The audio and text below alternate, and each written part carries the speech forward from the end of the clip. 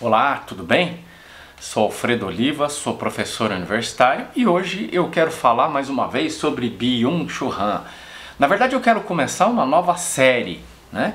Uma série sobre um livro que foi recentemente lançado de Byung-Chul Han aqui no Brasil, chamado Vita Contemplativa, Elogio da Inatividade. Muito bem, então vamos lá, eu já vou contar essa história para você. Então lembrando que Byung-Chul Han é um filósofo asiático, nascido na Coreia do Sul em 1959, mas que vive desde a juventude na Alemanha. Ele é um ensaísta sobre o mundo contemporâneo, é um filósofo, vamos dizer assim, um filósofo prático, um filósofo voltado para questões ligadas à atualidade. Ele filosofa, mas filosofa sobre temas do nosso cotidiano. Bom, no caso Vita Contemplativa, é um livro publicado em 2022 na Alemanha, né, o original, traduzido neste ano pela editora Voz aqui no Brasil. Eu uso uma versão eletrônica em espanhol que está disponível desde o ano passado, né? E eu vou fazer as citações a partir dessa versão em espanhol. Eu vou trabalhar então com o primeiro capítulo, chamado Considerações sobre a Inatividade, né? A gente sabe que a filosofia de Byung-Chul Han é uma filosofia que critica o ativismo do mundo contemporâneo e que elogia o ócio, a inatividade e, claro, invoca as próprias origens, né, do trabalho filosófico como sendo possível, né? A filosofia se torna possível em função do ócio, da inatividade, né? Então vamos lá, eu vou trabalhar alguns trechos desse capítulo e vou aqui então lendo trechos pequenos e comentando, né? Então vamos lá, ele diz assim, ó: o tempo livre carece tanto da intensidade vital como da contemplação. É um tempo que matamos para impedir que surja o tédio.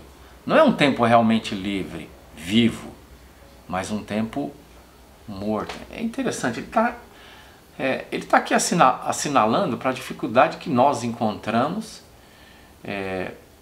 para poder encarar a inatividade, né? Quer dizer, estamos tão viciados em ativismo que quando nós não temos o que fazer, nós matamos o tempo, né? Essa é a expressão que nós utilizamos. O que você está fazendo, né? Matando o tempo. Quer dizer, você mata o tempo para que você não possa se dedicar à inatividade, né? Quando eu gravei uma série anterior sobre Byung-Chul Han e que ele fazia críticas ao ativismo na atualidade, algumas pessoas no canal aqui no YouTube reagiam dizendo: eu não consigo imaginar sem trabalhar, ou como se eu estivesse propondo o fim do trabalho, né? É lógico que nem eu, nem Byung-Chul Han, nem ninguém está propondo, né, o fim do trabalho. O trabalho é absolutamente necessário e importante, né? O que o Byung-Chul Han critica não é o trabalho propriamente dito, mas o excesso de trabalho, né? Uma vida que se transforma em único objetivo trabalhar. Nós não existimos para trabalhar, para apenas trabalhar, né? Embora o trabalho seja importante, é uma fonte de obtenção de recursos para a gente viver, e me parece que viver não é sinônimo de trabalhar, embora, claro, no mundo capitalista a gente tenha reduzido o trabalho ao próprio sentido da vida, o motivo da existência das pessoas, e não é isso, né? Eu posso ser muito feliz sem trabalhar, né? Eu trabalho porque preciso trabalhar, trabalho porque preciso da renda gerada pelo trabalho e, claro, eventualmente, e eu acho que esse é o meu caso, algumas pessoas encontram um prazer muito grande em trabalhar, né? Quando elas têm a oportunidade de exercer uma atividade que é relevante, que é importante para a vida das pessoas, elas são felizes trabalhando, né? Então, vamos ter essas coisas bem claras, né? Não se trata de propor o fim do trabalho, se trata de colocar o trabalho no seu devido lugar, como uma atividade necessária, importante, né? Mas que não a vida humana não se reduz, ou não deveria estar reduzida a trabalhar. Então, o que Byung propõe é um ciclo de alternância entre atividade, trabalho e inatividade. A inatividade produz um sentido para o próprio trabalho e vice-versa. Eu acho que se trata disso. Ele diz aí, em outro trecho, né? Temos esquecido que a inatividade, aquele estado em que não produzimos nada, constitui uma forma intensa e esplendorosa da vida, né? Então, a gente já se esqueceu do quanto existe, né, uma pulsão de vida, uma pulsão de vitalidade exatamente nos momentos em que estamos inativos, né? Quer dizer, por quê? Porque quando nós estamos inativos ou estamos desfrutando do ócio, é um momento em que nós podemos ser criativos, podemos criar, podemos dar margens à imaginação, né? Ou se você quiser, uma outra frase, né? A inatividade forma o humano, né? Então, é interessante, né? Existem teses, né? Autores, autoras, que definem a própria humanidade pelo trabalho, né? O que Byung está fazendo aqui é ir na contramão desses autores, quer a gente concorde ou não, o que ele está dizendo é isso, né? Quer dizer, a essência da humanidade está ligada à inatividade. Por quê?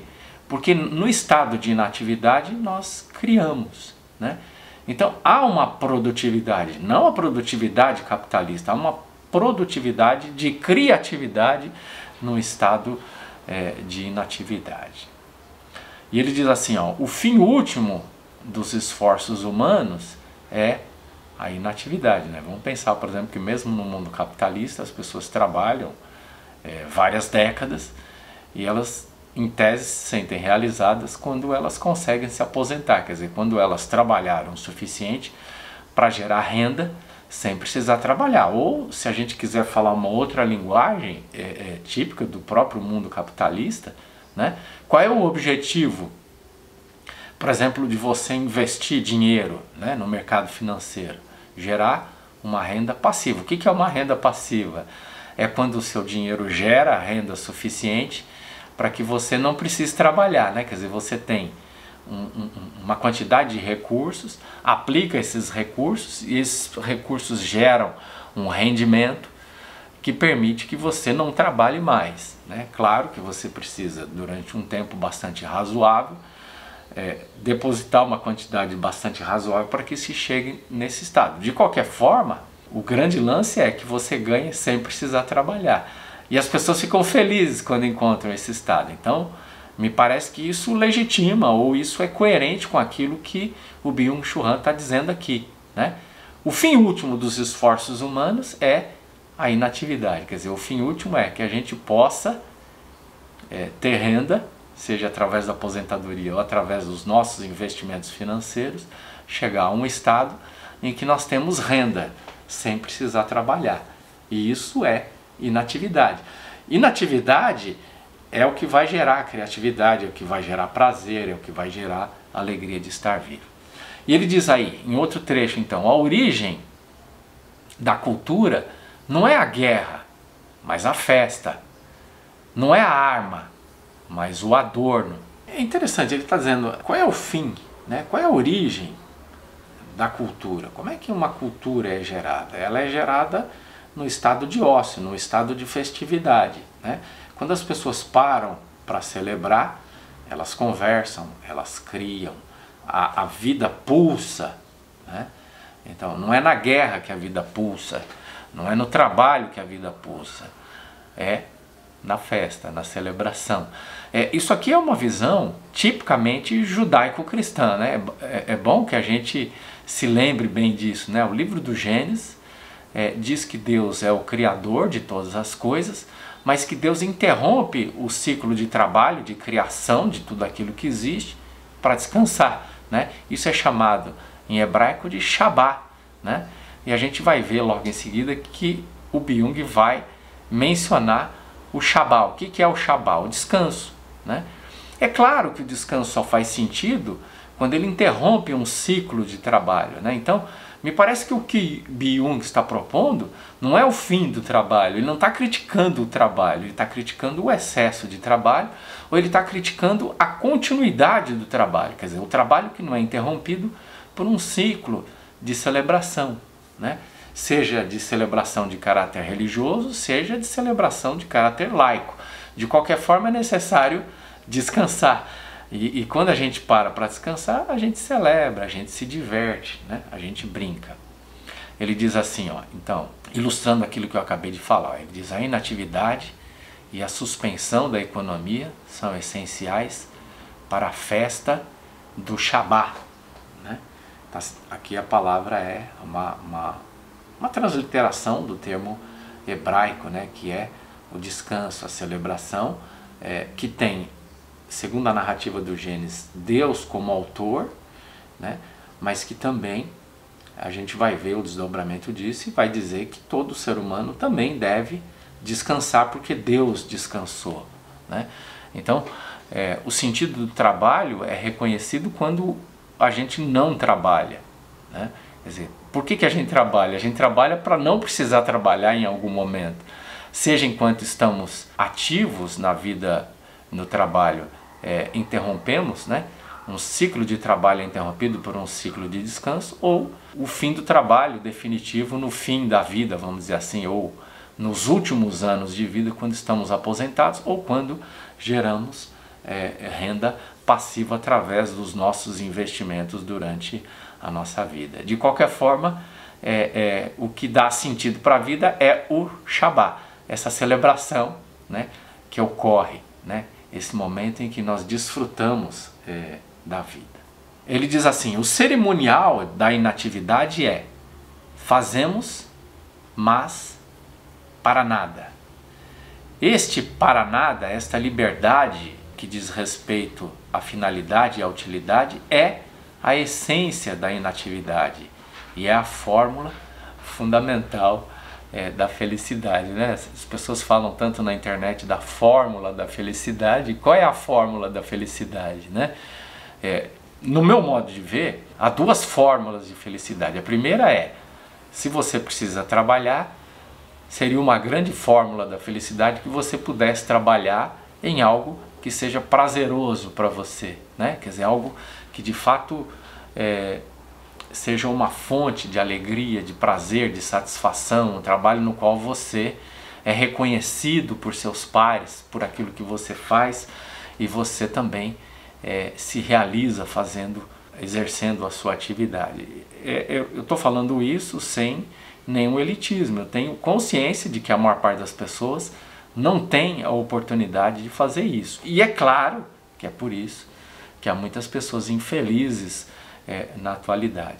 A segunda fonte de felicidade é quando você então não precisa mais trabalhar, né? Porque se aposentou, né? Eu estou falando muito de aposentadoria porque eu estou há poucos anos de me aposentar, né? Estou começando a planejar esse momento em que eu posso parar de trabalhar, né? Não sei se vou parar definitivamente, mas pretendo reduzir drasticamente as minhas atividades, né? E isso para mim dá uma sensação de alegria, de prazer muito grande, né? Então, esse momento em que a gente não precisa ou não trabalha mais, né? Essa é uma fonte de felicidade, né? Porque na verdade a gente trabalha para ter renda, e se a gente já tem a renda, né? Então, e a gente pode se dedicar àquilo que gosta, né? No meu caso, por exemplo, eu gosto bastante, por exemplo, de ler, gosto bastante de pintar, né? Gosto bastante de estar em contato e poder conversar com as pessoas. Eu gosto, por exemplo, uma coisa que é muito prazerosa para mim é desfrutar da companhia, por exemplo, dos meus gatos, né? Tenho 2 gatos. Então, poder fazer essas coisas que eu gosto muito, sem ter horário para poder fazer isso, né? De fato seria para mim o paraíso. Agora ele cita o flâneur, né, que é uma expressão francesa que alude à filosofia de Walter Benjamin, né? Ele diz: o flâneur faz uso da capacidade de não atuar, ele não persegue nenhum fim. O que é o flâner? Né? A pessoa que flana, a pessoa que fica flanando, a pessoa que anda a esmo, a pessoa que anda sem objetivo nenhum. Essa é uma outra coisa que eu adoro, né? Aliás, ontem eu pratiquei isso, né? Fui para o centro da cidade em que eu vivo, né? A cidade de Londrina, e passei acho que 2 ou 3 horas andando, olhando, andando sem objetivo, né? Sem um objetivo específico, né? Andando, olhando, observando, visitando lojas, observando prédios, meditando enquanto andava pelas ruas, né? Essa é uma coisa deliciosa. E ele está aqui se referindo à filosofia de Walter Benjamin, né? Walter Benjamin, que fazia isso enquanto estava na cidade de Paris, né? A cidade de Paris, que é uma cidade plana, né? Com poucas regiões em que você tem que subir, né? Na maior parte do tempo você anda num território plano, né? É uma cidade extremamente propícia para que se faça esse tipo de coisa, né? Andar a esmo, andar sem objetivo, andar pelo prazer de observar a paisagem, os prédios, né? E por aí vai. Ele diz assim: tanto o dormir como o tédio são estados de inatividade. É interessante isso, né? O que nós fazemos quando dormimos, né? Estamos inativos, né? Claro que existe uma atividade do psiquismo, mas o corpo está inativo, né? E a gente sabe que é importante, né? Dormir pelo menos 7, 8 horas, né? Algumas pessoas têm necessidade de dormir até mais do que isso, ou em algumas fases da vida a gente tem necessidade de dormir até mais do que isso, que é uma forma de inatividade. É através dessa inatividade que o nosso corpo e a nossa mente se recuperam para um novo ciclo de atividade. Então, o que parece que Byung está propondo é que a gente tenha sempre ciclos de atividade e inatividade, né? Excesso de atividade, ela é nociva à nossa saúde física, à nossa saúde emocional. Ele tem uma frase bem legal aqui, né? Ele diz: as inatividades requerem muito tempo, né? É isso, né? A gente tem que saber que a gente precisa dormir 8 horas e a gente precisa ainda de algumas horas para não fazer nada, estando acordado, né? Então, ele está dizendo isso, né? O tempo de inatividade precisa ser grande para que a gente encontre saúde física e saúde afetiva, né? E é claro que com isso ele está criticando o ativismo do mundo capitalista. Quer dizer, não é o ativismo no sentido de que o fato de que a gente tem que trabalhar no mundo capitalista, a gente teria que trabalhar em qualquer mundo, em qualquer estrutura econômica, né? O que ele critica é o excesso, né? Eu acho que precisa ficar bem claro isso, né? E ele diz: cada vez suportamos menos o tédio, né?